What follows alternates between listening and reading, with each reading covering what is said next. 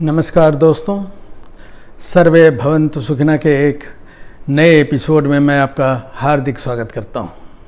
अपने जीवन में बहुत ऐसे लोगों से हमारी मुलाकात हुई होगी जो बेहद सफल होते हैं, लेकिन हम सबों ने पाया है कि अक्सर जो बहुत सफल होते हैं उनमें बहुत ज़्यादा अहम भी आ जाता है।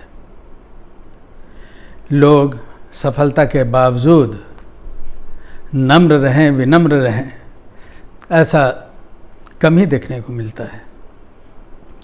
आइए आपको आज मैं एक नदी की कहानी सुनाता हूँ। एक नदी समुद्र से मिलने निकली, पहाड़ों से निकली थी, बहुत तेज़ प्रवाह में आगे की ओर बढ़ती गई। सामने जो भी आया उस पर उसने विजय हासिल किया, चाहे वो पहाड़ हो या चट्टान हो, समतल हो, सब पर विजय पाते हुए बहुत तेज़ी से समुद्र से मिलने के लिए उतावली आगे बढ़ती गई। अब एक दिन ऐसा हुआ कि अचानक उसके मार्ग में मरुस्थल आ गया। मरुस्थल आते ही वहाँ की जो रेत थी, उस रेत ने नदी के पानी को पीना शुरू कर दिया।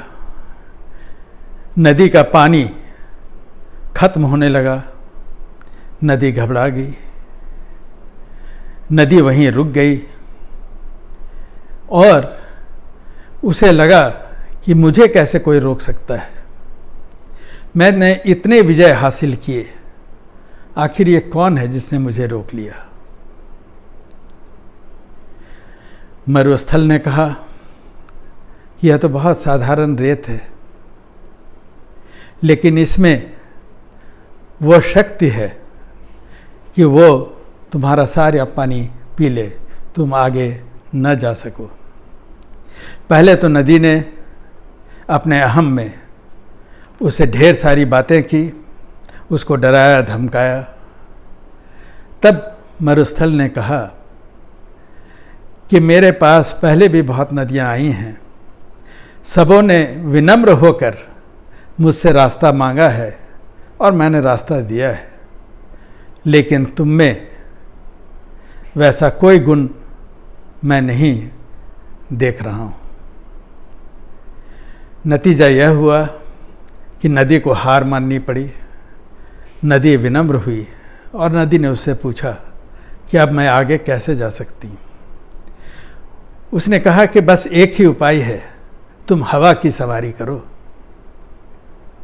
नदी को गुस्सा आया कि यह क्या विकल्प हुआ, मैं हवा की सवारी कैसे कर सकती हूँ, और मेरा रूप ही बदल जाएगा। मरुस्थल ने कहा तुम में कोई परिवर्तन ना होगा, तुम इसे स्वीकार करो, मैं तुम्हें भाप में परिणत कर दूंगा और तुम बादलों की सवारी कर सकोगी, बादलों के साथ समुद्र तक की यात्रा कर सकोगी, और एक दिन बादल वहाँ बरसेंगे और तुम्हारा समुद्र से मिलन हो जाएगा। मजबूर थी नदी, उसने इसे स्वीकार किया। दोस्तों, हमारे जीवन में जब तक सब कुछ धारा प्रवाह चलता होता है, तब तक हम में अहम का संचार होता है। हमें हमेशा ही विनम्र रहना चाहिए। अगर हम विनम्र होते हैं तो हमारे रास्ते में रुकावट शायद न आए, और अगर आए तो हम उससे सफलतापूर्वक आगे निकल सकते हैं। इस अंक में इतना ही। नमस्कार।